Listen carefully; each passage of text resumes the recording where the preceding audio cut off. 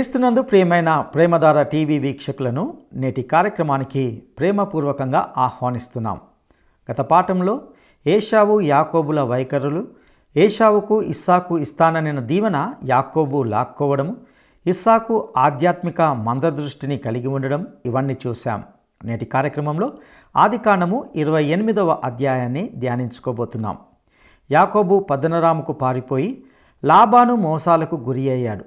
రిబ్కా ఇస్సాకులు యాకోబును పంపించారు. దేవుని చిత్తం కానిది వారు చేశారు. పరలోకంలో జరిగిన నిర్ణయమే యాకోబు దీవించబడుట. దేవుడు యాకోబుకు తగిన పాఠాలు నేర్పాడు. ఏశావుకైతే ఆధ్యాత్మిక విలువలు లేవు. ఆధ్యాత్మికత, దైవ సంబంధమైన స్థితి ఏంటో ఏశావుకు తెలియదు. యాకోబు వెళ్తూ ఉండగా బేతేలు అడవి చేరేటప్పటికీ చీకటి పడింది. బేతేలు సముద్ర మట్టానికి 1200 అడుగుల ఎత్తులో ఉంది. అది కొండసీమ.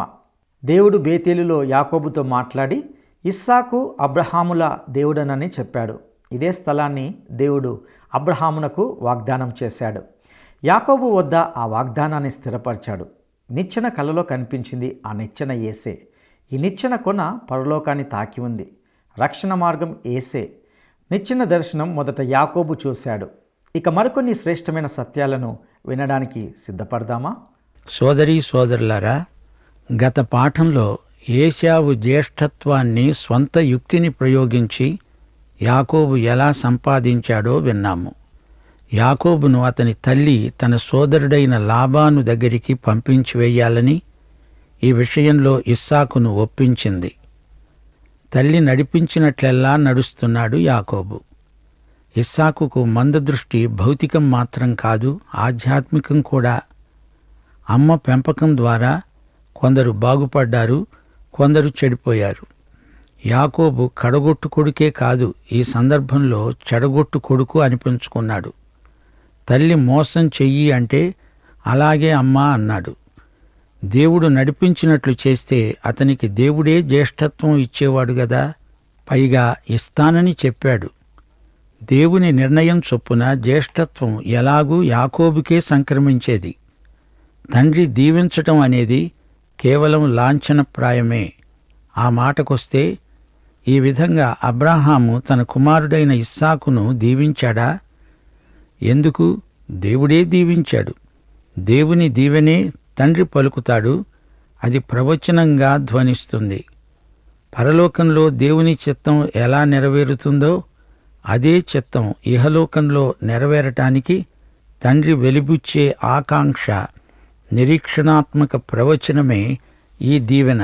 అలాగే పరలోకంలో జరిగిన నిర్ణయం యాకోబుకే జ్యేష్ఠత్వపు అధికారం, హక్కు, ఏశావుకు కాదు. యాకోబు అవివేకంగా తన యుక్తి ప్రదర్శించి మోసగాడుగా చరిత్రలోకి ఎక్కాడు. దానికి గాను దేవుడు అతణ్ణి బాగా శిక్షించి క్రమశిక్షితుణ్ణి చేశాడు, చర్య తీసుకున్నాడు. రిబ్కా తన కుమారుని వివాహం విషయమై ఇస్సాకుతో ప్రస్తావించింది. కాని అన్నాదమ్ముల మధ్య విరోధాన్ని గురించి చెప్పలేదు.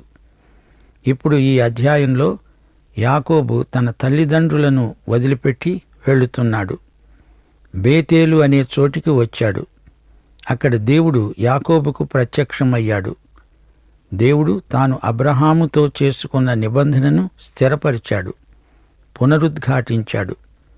ఇస్సాకు యాకోబును పిలిపించి ఆజ్ఞాపించాడు. అన్నాడు, నీవు కనాను కుమార్తెలలో ఎవతెనూ వివాహం చేసుకోకూడదు. నీవు లేచి పద్దనరాములో ఉన్న నీ తల్లికి తండ్రి అయిన బెతూయేలు ఇంటికి వెళ్ళి అక్కడ నీ తల్లి సహోదరుడైన లాబాను కుమార్తెలలో ఒకదానిని పెళ్లాడు పో.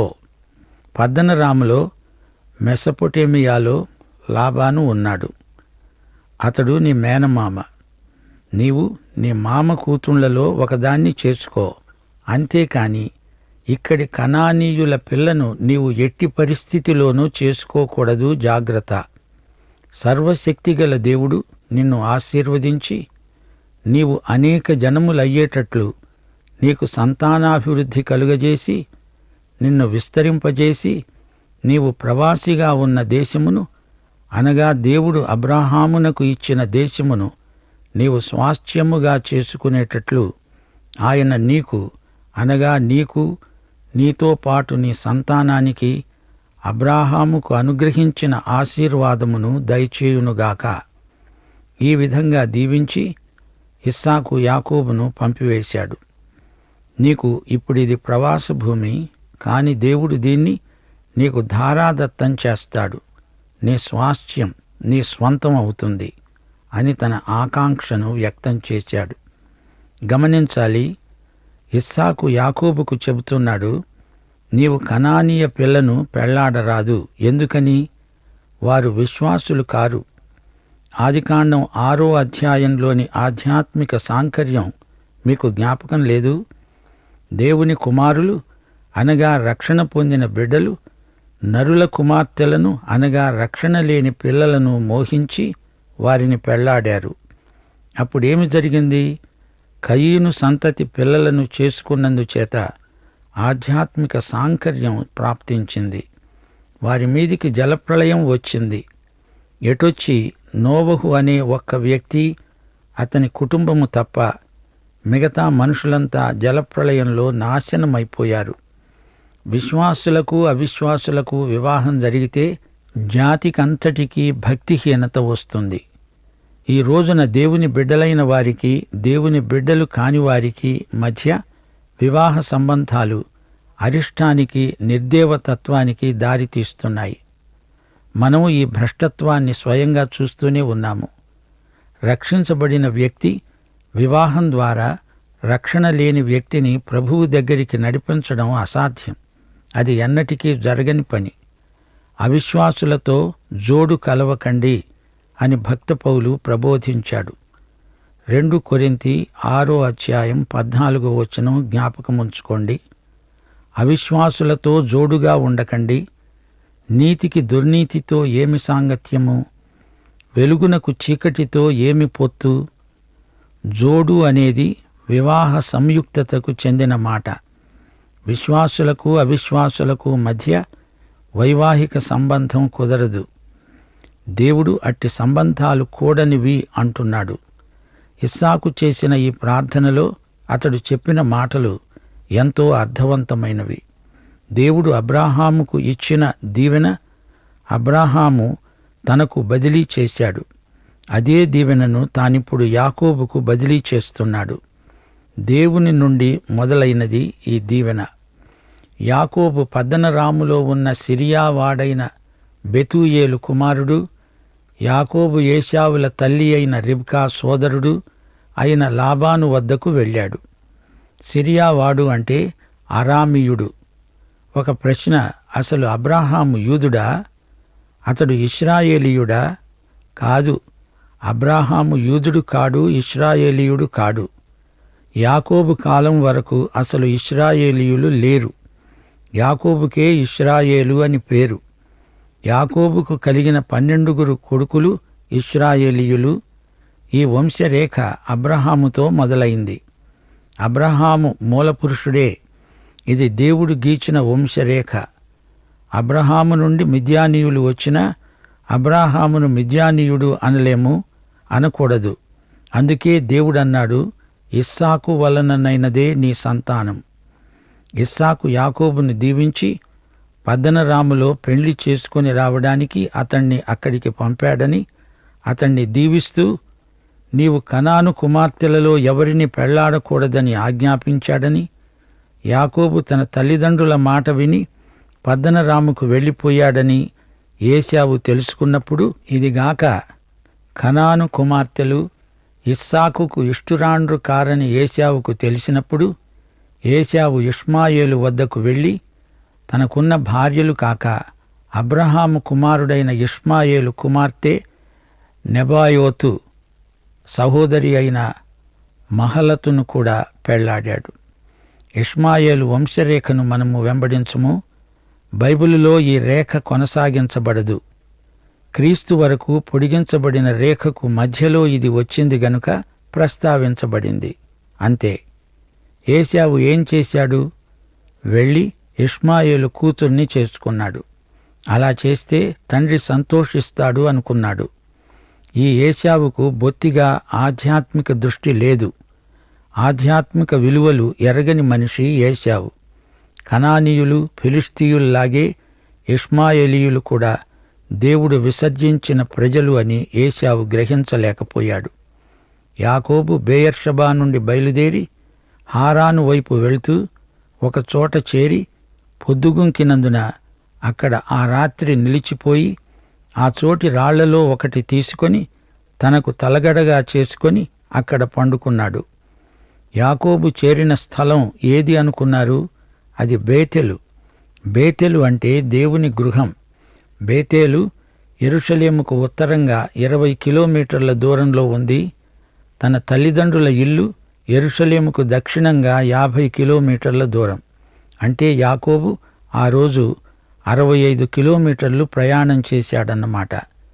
ఏశావు నుండి దూరంగా పారిపోయే ప్రయత్నంలో ఉన్నాడు. ఏశావుకు దూరంగా ఉండాలంటే ఇల్లుదిలిపెట్టి దూరంగా పారిపోక తప్పదు. ఆ రాత్రి యాకోబు ఒంటరిగా మిగిలిపోయాడు. అమ్మ పదే పదే జ్ఞాపకం వస్తోంది. ఇల్లుదలి ఒంటరిగా అతడు ఎప్పుడూ ఎక్కడికి వెళ్ళి ఉండలేదు. ఈ రాత్రి బిక్కుబిక్కుమంటూ బేతేలులో నిలిచిపోయాడు యాకోబు.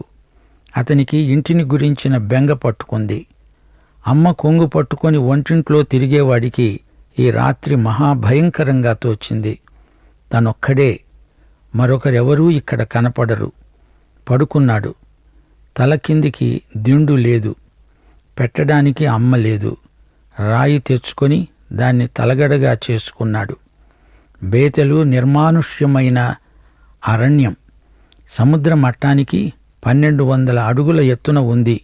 కొండసీమ. ఇక్కడి సంఘటన యాకోబు జీవితంలో కొత్త మలుపు. ఆ రాత్రి యాకోబు పడుకున్నాడు, కలగన్నాడు. కలలో ఒక నిచ్చెన భూమి మీద నిలుపబడి ఉన్నది. దాని కొన ఆకాశమునంటి ఉన్నది.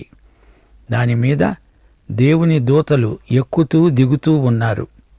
యెహోవా దానికి పైగా నిలిచి అన్నాడు, నేను నీ తండ్రి అయిన అబ్రహాము దేవుడను, ఇస్సాకు దేవుడైన యెహోవాను. నీవు పండుకొని ఉన్న ఈ భూమిని నీకు నీ సంతానానికి ఇస్తాను. ఇదే స్థలంలో పాలస్తీనాలో అబ్రహాము ప్రవేశించాక దేవుడు కనిపించాడు. దేవుడన్నాడు, నీ సంతానము భూమి మీద లెక్కకు ఇసుక రేణువుల వలె అవుతారు. నీవు పడమటి వైపు, తూర్పు వైపు, ఉత్తరపు వైపు, దక్షిణపు వైపు వ్యాపిస్తావు. భూమి యొక్క వంశములన్నీ నీ మూలముగా, నీ సంతానము మూలముగా ఆశీర్వదింపబడతాయి.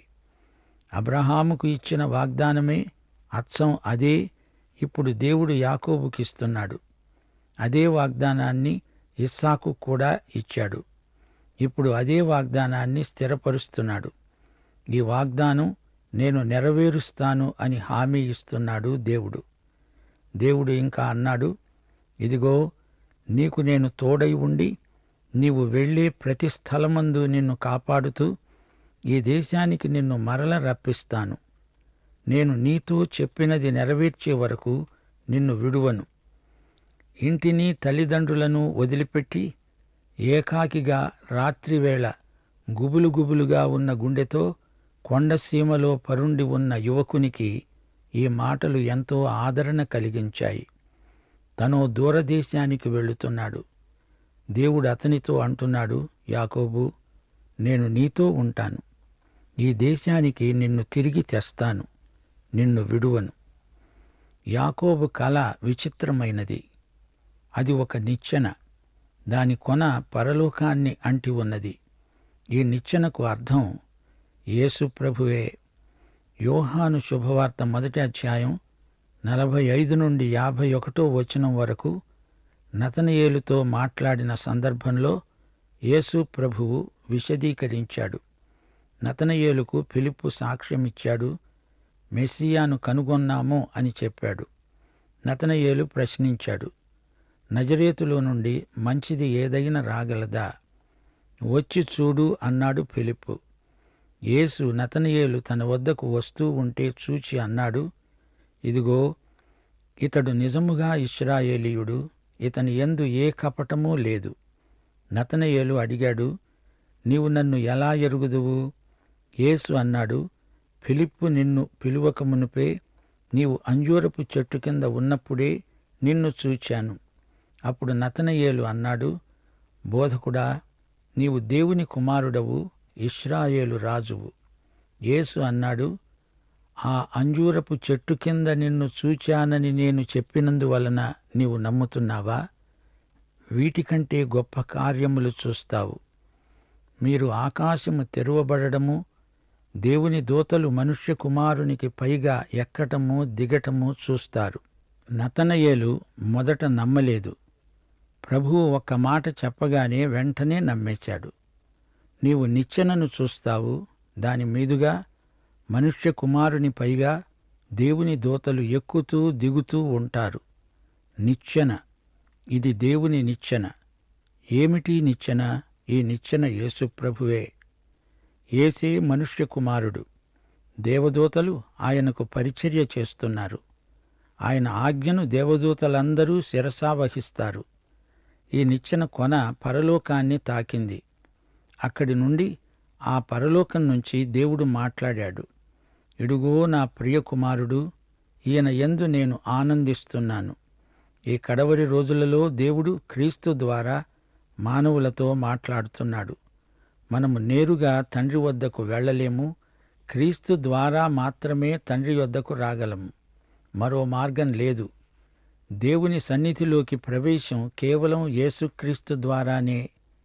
యోహాను శుభవార్త 14వ అధ్యాయం 6వ వచనం ప్రభువు అన్నాడు, నేనే మార్గమును సత్యమును జీవమును. నా ద్వారానే తప్ప ఎవ్వడూ తండ్రి యొద్దకు రాడు. యేసుక్రీస్తే ఈ నిచ్చెన. ఈ నిచ్చెన మన విశ్వాసానికి ఆధార కేంద్రం. ఈ నిచ్చెన దర్శనాన్ని మొదట చూచింది యాకోబు. అతడు దురాక్రమణదారు. నతనయేలును ఉద్దేశించి ప్రభు అన్నాడు, నీవు ఏ కపటమూ లేని ఇశ్రాయేలీయుడవు. నీవు యాకోబువు కావు. నతనయేలు తెలివైనవాడు, కాని యాకోబులాగా వంచకుడు కాడు, దురాక్రమణపరుడు కాడు. అయితే ఇప్పుడు ఇక్కడ యాకోబును చూడండి. దేవుడు యాకోబు కపటానికి అతని మీద కఠిన చర్య తీసుకోబోతున్నాడు. దేవుని వాగ్దానమైతే ఉన్నది గాని అతడు దేవుని బెత్తం కింద దేవుని చిత్తం నేర్చుకోవాలి. తప్పదు. సోదరీ సోదరులారా, మనలో కూడా చాలామందిమి యాకోబులాగే కఠిన చర్యకు గురై పాఠాలు నేర్చుకోవలసి వస్తుంది. దేవుడు మనల్ని క్రమశిక్షణలో పెట్టాలి. దేవుడు తన బిడ్డలను శిక్షిస్తాడు. తండ్రి శిక్షను తృణీకరించేవారు దుర్బీజులు, దేవుని కుమారులు కారు. దేవుడు అబ్రహామును శిక్షించి దిద్దుబాటు చేయలేదా? ఇస్సాకును శిక్షించలేదా? రక్షించే దేవునికి తన బిడ్డలను శిక్షించే అధికారం ఉంది. శిక్ష మన మేలుకే. శిక్ష అంటే వధ కాదు. ఇంతవరకు యాకోబు తనకిష్టం వచ్చినట్లు తన స్వంత ఆలోచన చొప్పున యుక్తితో పనిచేస్తూ వచ్చాడు. వేషధారులకు దేవుని శిక్ష తప్పదు. క్రమశిక్ష దేవుని బిడ్డలకు అవసరం. దేవుడు అడపాదడపా మన విశ్వాసాన్ని పరీక్షించగోరుతున్నాడు. మన జీవితంలోకి కష్టనష్టాలను రానిస్తాడు. శస్త్రచికిత్స రోగికి మంచిది. కుడికన్ను, కుడికాలు, కుడి చెయ్యి అప్పుడప్పుడు అభ్యంతరం కలిగిస్తే దుష్టాంగమును ఖండించి మిగతా వాటికి మేలు చేస్తాడు. యాకోబు తన జీవిత యాత్రలో ఇంకా ఎంతో దూరం ప్రయాణం చేయవలసి ఉంది. యాకోబు నిద్ర తెలిసి భయపడి అనుకున్నాడు, ఈ స్థలం ఎంతో భయంకరం. ఇది దేవుని మందిరమే కాని వేరొకటి కాదు. పరలోకపు గవిని, ద్వారం. అవును, యాకోబు లాంటి వారికి దేవుని సన్నిధి భయంకరమే. పాపికి పరలోక ద్వారాన్ని చూచినా భయమే. యేసు ప్రభు అంటే భయమే. భయం భయం. దేవుడంటే భయం. కాని దేవుని బిడ్డలకు తండ్రి అంటే ఎంతో ఆనందం. అందుకే యాకోబు దేవుని సన్నిధి నుండి ఎక్కడికో పారిపోతున్నాడు. దేవుని సంఘం, దేవుని సహవాసం యాకోబు లాంటి పలాయనవాదులకు ఎంతో భయంకరం. దేవుని సంఘం ఎలాంటి స్థలం? పాపి వచ్చి దేవుణ్ణి కలుసుకునే స్థలం, దేవుణ్ణి ముఖాముఖిగా సంధించే స్థలం. యేసుక్రీస్తే పరలోకము నుండి దిగివచ్చిన దేవుని నిచ్చెన. యాకోబుకు ఇల్లొదిలి వచ్చినప్పుడు దేవుణ్ణి గురించిన సరైన దర్శనం లేదు. దేవుడి నుండి తప్పించుకుని పారిపోతున్నాడు. దేవుణ్ణి అక్కడే ఇంటి దగ్గర వదిలేశాను గదా, ఎక్కడికైనా పారిపోగలను అని అతని ఆలోచన. అయితే ఇప్పుడు ఒప్పుకుంటున్నాడు, నిశ్చయముగా యెహోవా ఈ స్థలమందు ఉన్నాడు, అది నాకు తెలియకపోయెనే అనుకున్నాడు. తెల్లవారినప్పుడు యాకోబు లేచి తాను తలగడగా చేసుకున్న రాయి తీసి దానిని స్తంభముగా నిలిపి దాని కొన మీద నూనె పోశాడు. అతడు ఆ స్థలానికి బేతేలు అని పేరు పెట్టాడు. అయితే మొదట ఆ ఊరి పేరు లూజు. అప్పుడు యాకోబు దేవునికి మొక్కుకొని అన్నాడు, నేను తిరిగి నా తండ్రి ఇంటికి క్షేమముగా వచ్చున్నట్లు దేవుడు నాకు తోడై ఉండి నేను వెళ్ళే ఈ మార్గములో నన్ను కాపాడి తినడానికి ఆహారాన్ని, ధరించుకోవడానికి వస్త్రములను నాకు దయచేసిన ఎడల యెహోవా నాకు దేవుడై ఉంటాడు. స్తంభముగా నేను నిలిపిన ఈ రాయి దేవుని మందిరమవుతుంది. నీవు నాకిచ్చే యావత్తులో 10వ వంతు నిశ్చయముగా నీకు చెల్లిస్తాను. యాకోబు, నీవేం చేస్తున్నావు? దేవునితో బేరమాడుతున్నావా? నీవు నాకిది చేస్తే నేను నీకిది ఇస్తాను. ఎందుకీ బేరసారాలు? దేవుడు నీకన్నీ ఇస్తానన్నాడు, అది నీవు నమ్మలేవా? నిన్ను కాపాడతాను, నిన్ను మరల ఈ దేశానికి తెస్తాను, నీకీ భూమి అంతా ఇస్తాను, నీకు సంతానాన్నిస్తాను, ఇస్తాను అంటూ ఇప్పుడే గదా దేవుడు చెప్పాడు. మళ్ళీ నీవు, దేవా నీవిస్తే చేస్తే అప్పుడు నీకు 10వ భాగమిస్తాను, నిన్ను దేవుడుగా గుర్తిస్తాను, ఆలయం కడతాను. ఈ బేరం యాకోబు శరీరానుసారమైన మనస్సును వ్యక్తం చేస్తుంది. దేవునికి మనతో ఈ విధంగా బేరమాడడం ఇష్టముండదు. ఆ పద్ధతి దేవుని పట్ల పనిచేయదు. అది మంచి పద్ధతి కాదు. దేవుని కృపను కనికరాన్ని మనం కోరాలి, అభ్యర్థించాలి. యాకోబు తిరిగి బేతేలుకు వచ్చినప్పుడు ఎంతో అనుభవ జ్ఞానం సంపాదించాడు. అతడు ఇక్కడికి తిరిగి వచ్చి దేవుణ్ణి ఆరాధించాడు, దేవుణ్ణి స్తుతించాడు. సోదరీ సోదరులారా, దేవునితో మనకున్న సంబంధం లాభసాటి బేరం కాదు. మనకు రావలసింది ఎక్కువ, మనము ఇవ్వవలసింది తక్కువ అనే ప్రాతిపదిక మీద మీరెన్నడూ మీ ప్రార్థన జీవితాన్ని పెంపొందించుకోజాలరు. ఆయన కృప ఉచితమైనది. ఆయన నీకు ధారాళంగా ఇచ్చి తిరిగి నీ నుండి వసూలు చేసే విధానం కాదు దేవునిది. నీవు నీ దేవుణ్ణి ప్రేమిస్తే ఆయనకు సేవ చేస్తావు. ఇది ప్రేమ బంధం, బంధకం కాదు. తల్లికి తన బిడ్డపై ఉన్న వాత్సల్యం వంటిది. తల్లి తన చిన్నారి బిడ్డకు బానిస అయిపోతుంది.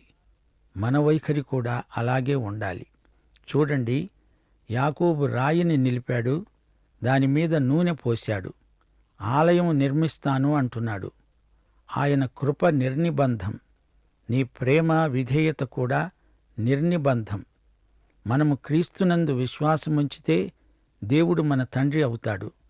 తనను ఎందరు అంగీకరిస్తారో వారికందరికీ, అనగా ఆయన నామమందు విశ్వాసముంచిన వారికి దేవుని పిల్లలవడానికి ఆయన అధికారం అనుగ్రహించాడు. సోదరీ సోదరులారా, మన బాహిర జీవితానికి అంతరంగ జీవితానికి మధ్య సంఘర్షణ ఉండకూడదు. మన అర్హతలతో నిమిత్తం లేకుండా దేవుడు నిన్ను నన్ను ప్రేమిస్తున్నాడు. అవతల వ్యక్తిని నీవు ఎలా చూస్తావో అదే నీకు పరీక్ష. నీ సహనానికి, దయా కనికరానికి పరీక్షలుగా కొందరు వ్యక్తులు నీకు తారసిల్లుతారు. నిన్ను ఎవ్వరూ ప్రేమించటం లేదంటావా? ముందు నీవు వారిని ప్రేమించగలవా లేదా అని ఆత్మ పరీక్ష చేసుకోవాలి. యాకోబు జీవితంలోని సంఘర్షణలకు కారణం అతనికి ఇతరులకు ఉన్న సంబంధాలు సరిగా లేవు. ఇతరులతో సరైన సంబంధంలో జీవించగలిగితే అద్భుతాలు జరుగుతాయి. నిస్వార్థంగా వ్యవహరించు. నీ ఉద్రేకాలలో, నీ వ్యక్తిగత వైఖరులలో సంఘర్షణలు ఉండకూడదు. నేను ఆపదలో చిక్కుబడి ఉన్నా, దేవా నీవు నన్ను బతికిస్తావు. నీవు చేయి చాచి నా శత్రువుల కోపం నుండి నన్ను రక్షించడానికి నీ కుడి చేయి చాచుతావు అంటూ దావీదు ప్రార్థించాడు. కీర్తన 138, 7 యాకోబు గాథలో మరో పాఠం నేర్చుకోవాలి. రోమాపత్రిక 12 సహోదర ప్రేమ విషయంలో ఒకనియందొకడు అనురాగము గలవారై ఘనత విషయములో ఒకనినొకడు గొప్పగా ఎంచాలి. 1 తెస్సలోని పత్రిక 4:9 మీరు ఒకరిని ఒకరు ప్రేమించుటకు దేవుని చేతనే నేర్పబడ్డారు. దేవుడే మనకు క్రీస్తునందు ప్రేమ పాఠాలు నేర్పాలి. 1 పేతురు 3:8 సోదరీ సోదరులారా, మీరందరూ ఏకమనస్కులై ఒకరి సుఖదుఖములయందు ఒకరు పాలుపడి సహోదర ప్రేమ గలవారు, కరుణాచిత్తులు, వినయ మనస్కులునై ఉండండి. దైవాశీస్సులు. ఆమేన్. ప్రియులారా, ఇంతవరకు విన్న ఈ కార్యక్రమం ద్వారా ఎంతో సంతోషించారని నమ్ముతున్నాం. మన అర్హతలను చూడకుండా దేవుడు మనలను ప్రేమించాడని ఈ పాఠంలో నేర్చుకున్నాం. యాకోబు పరిణితిలోనికి వచ్చే వరకు దేవుడు పనిచేశాడు. యాకోబు అనుసరించిన కపటము తొలగిపోయే వరకు క్రమశిక్షణ చేశాడు. దేవుని క్రమశిక్షణ కపట మోస పాపాలన్నిటికీ శస్త్రచికిత్స. పరలోకంలో జరిగిన నిర్ణయమే యాకోబు దీవించబడుట. దేవుడు యాకోబుకు తగిన పాఠాలను నేర్పాడు. యాకోబు వెళ్తూ ఉండగా బేతేలు అడవికి చేరేటప్పటికి చీకటి పడింది. దేవుడు బేతేలులో యాకోబుతో మాట్లాడి ఇస్సాకు, అబ్రహాముల దేవుడను నేనే అని చెప్పాడు. ఇదే స్థలాన్ని దేవుడు అబ్రహామునకు వాగ్దానం చేశాడు. యాకోబు వద్ద ఆ వాగ్దానాన్ని స్థిరపరిచాడు. నిచ్చెన కలలో కనిపించినట్లుగా చూశాం. ఆ నిచ్చెన యేసే. యాకోబును ఎంతో విస్తారంగా దేవుడు దీవించి నెరవేరుస్తానని హామీ ఇచ్చాడు. దేవుని నిచ్చెన యాకోబుకు చూపించబడింది. వాస్తవానికి యేసే మార్గము, సత్యము, జీవము అని చెప్పిన ప్రకారము వింటున్న నీకు యేసే సత్యము, జీవము, రక్షణ మార్గమని ఎరిగి ఉంటున్నావా? యాకోబు దేవుని సన్నిధిని అనుభవించాడు. దేవుడు ఈ స్థలమందున్నాడు. యాకోబు దేవునికి ఎంతో భయపడ్డాడు. దేవునిని ప్రేమించి ఆయనను తమ జీవితాలకు ప్రభువుగా, రక్షకునిగా, జీవిత అధికారిగా అంగీకరించినప్పుడు దేవుని సన్నిధిని బట్టి భయపడిన అవసరం లేదు. పాపులకు దేవుని సన్నిధి అంటే భయం. దేవుని సంఘము దైవ సంబంధమైన విషయాలన్నిటిని బట్టి భయపడతారు. ప్రియ సహోదరుడా, సహోదరి, ఈ సందేశం ద్వారా మీలో దేవుని దీవెన, ఆశీర్వాదాలు నెరవేర్చబడాలని మా ప్రార్థన. దైవాశీస్సులు.